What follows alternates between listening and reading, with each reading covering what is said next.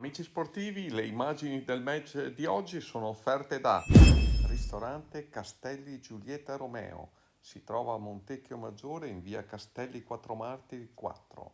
Dalla terrazza panoramica si può ammirare la splendida visione della città di Vicenza.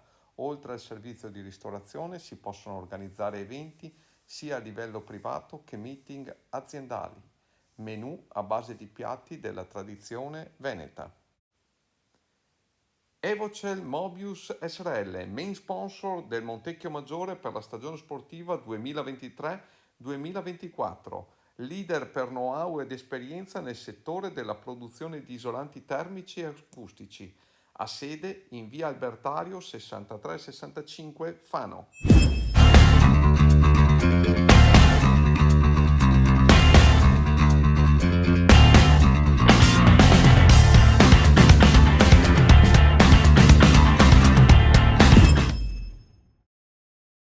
Siamo qui con mister Federico Coppola, ultimo test match. Federico, Montecchio che ha vinto in rimonta, come hai visto i ragazzi?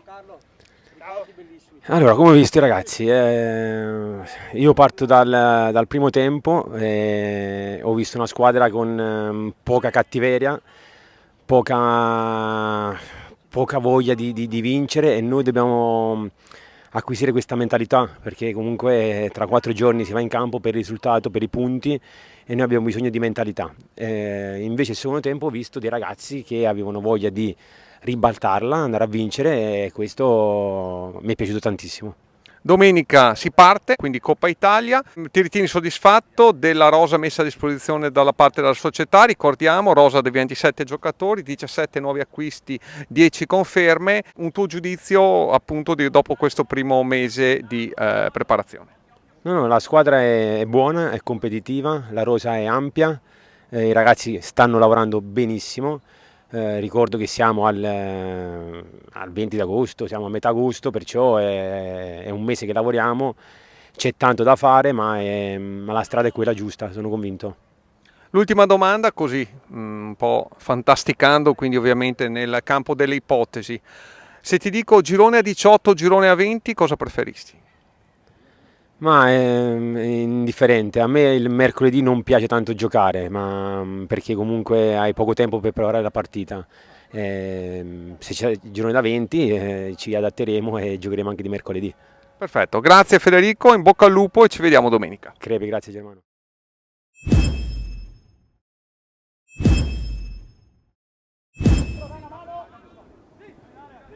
Vediamo Borgo, si libera bene Christopher Borgo, mette palla al centro, parata da Christopher Borgo, allarga il gioco per Luigi Sarli, 1-2 con Garbero, ancora Sarli, prova il tiro e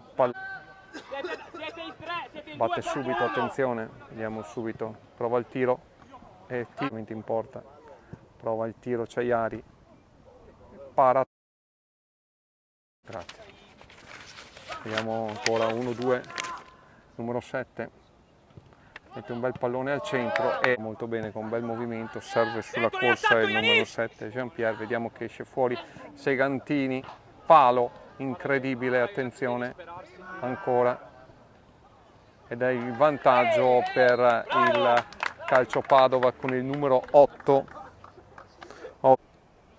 Vediamo Beccaro, si avvicina all'area di rigore, mette palla al centro e lì Duri, vediamo Ciaiari, imbucata, attenzione 1-2, sono in contropiede, imbucata, attenzione, si trova tu per tu ed è il 2-0 per il, prende Valenti, vediamo classe 91, cerca l'1-2, ancora Valenti, prova il tiro, Nicolò Valenti all'uomo davanti a sé, cerca l'1-2 con Visinoni, 1-2, tacco, bella azione ed è il gol del 2-1 con Nicolò Valenti. Allarga il gioco, vediamo Crestani, attenzione, palo, lancio, spizzica,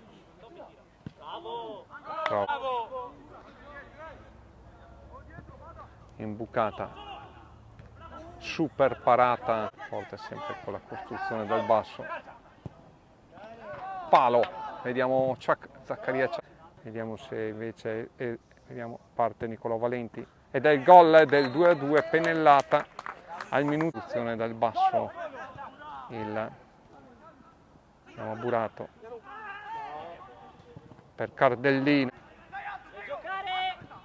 Vediamo Cardellino, recupera un bel pallone, prova il tiro e Nicolò Valenti che innesta la quarta, poi anche la quinta. Vediamo, aspetta all'arrivo di